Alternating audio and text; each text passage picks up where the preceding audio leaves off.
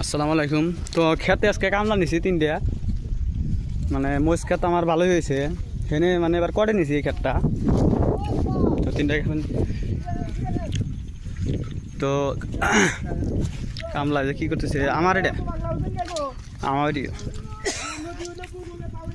দেখি কীরকম কাম করতেছে।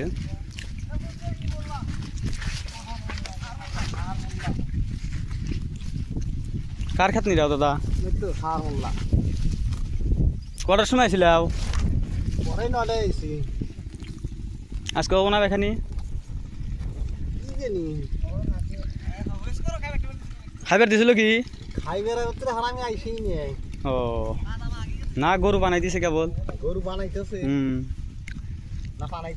তো এবার এথানি তো হচ্ছে বেঁচেছিলাম, এবার মজ বুনছি আঙর কাকার এথানি, আঙর ওই সাইডের এথানি সিরাজুল ডাহে হ্যাঁ থাকো।